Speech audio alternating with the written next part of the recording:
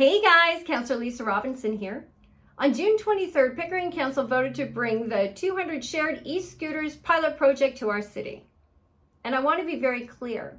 I have opposed this program from the very beginning, and I would have voted against it again on June 23rd, but I was silenced during our council meeting. I was not permitted to speak or vote for most of the evening. So the people of Ward 1 were deliberately shut out of this decision, and no one else could hear anything that I had to say. E-scooters are not progress. They're recklessness. We have only a few bike lanes, we have no protected paths, no proper parking zones, no safety infrastructure of any kind, and yet council voted to put fast motorized scooters on roads where cars fly by at 60 kilometers per hour and just hope that it all works out. We already know it won't. A few weeks ago, a 21-year-old young man was riding a private e-scooter in Pickering. He collided with an SUV on the 401 ramp off Liverpool Road. He died in hospital just days later. And back in May of 2023, in Oshawa, just weeks after the launch of their Oshawa e-scooter pilot project, 20-year-old Caitlin Pollock was killed while riding a scooter on the sidewalk. She didn't survive that collision either. This isn't guesswork. People are already dying, young people. And still this council presses forward. And what's worse, not one member of council or the mayor even acknowledged the young man's tragic death only a couple of days before. They simply voted to move forward with this pilot project without a single word of mourning or concern, not even a moment of silence. This literally made me sick to my stomach, and there was nothing that I could do. It's disgraceful, and it sends a chilling message about who they serve and who they ignore. To the friends and families of both this young man, whose name we don't even know, and Caitlin Pollock's friends and family, my heart is with you. You deserved better. And I'm so sorry your pain was never even recognized by those responsible for this vote. You know, I raised these facts and more during prior executive and council meetings, including the tragic death that happened there in Oshawa. And do you know how Councillor Nagy responded? She told us how she got hit by a vehicle once while riding an e-scooter, and she only ended up having a bruise or two. And how she was just fine. Nothing about the loss of life, only about her and how she was hit and how she survived. And that to her is somehow a justification to move ahead with this pilot project. That's not leadership. That's cold, it's dangerous, and it's very irresponsible. Look, if residents want to buy their own scooters and take that risk on themselves, we have scooters in my family. Because that's our choice. They're responsible for their own safety. But the second the city puts its name on this pilot program, and the second we start inviting people to ride on roads that we know aren't even safe, the consequences fall on us, on staff and on council.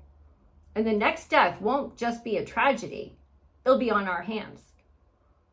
And to make matters worse, council passed a bylaw banning scooters from sidewalks, trails, and pedestrian spaces, even though those are the only areas that might offer some kind of protection. Now riders will be forced into the streets, weaving through traffic without proper infrastructure to keep them safe, without proper protection, and let's be honest, most of these riders have never even been on a scooter before. And many of them are novice riders. They've barely had any time to learn how to control one.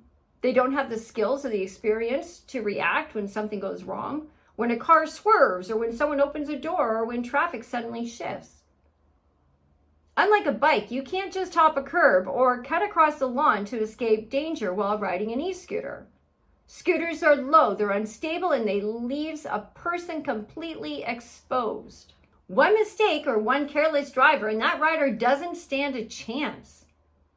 Other cities have figured that out. Toronto banned e-scooters completely because of the injuries, the sidewalk chaos, the liability risks. Not worth it. Mississauga delayed its program again this year after last year's rollout left scooters scattered like trash across the city. Have you seen how cities like Oshawa and Ottawa are starting to look like junkyards with scooters dumped just everywhere? And we're about to invite that kind of a mess here to Pickering when we aren't ready in the slightest? This isn't about being anti-innovation. It's about being pro-reality. And the reality is, we're not built for this. Not yet.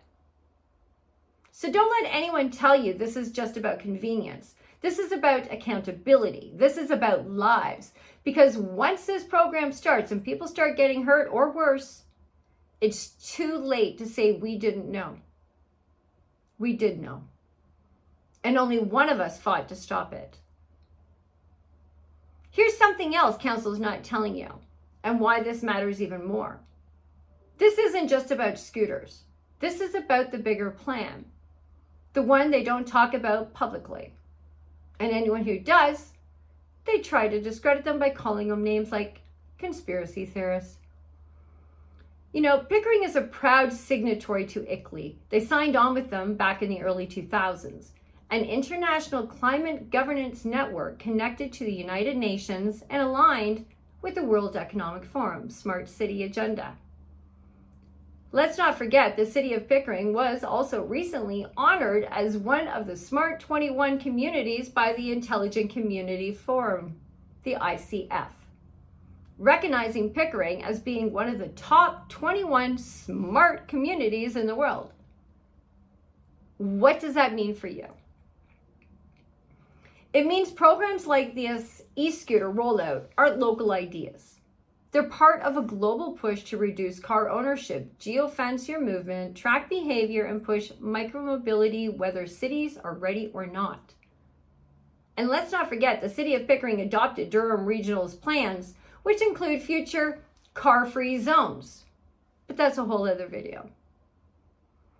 ICLEI has already promoted shared electric scooters and e-bikes as essential eco-mobility tools. The UN calls them part of people-centered smart cities, and the World Economic Forum calls them first mile, last mile solution in 15-minute city models. Sound familiar? Because this scooter program doesn't just come with liability.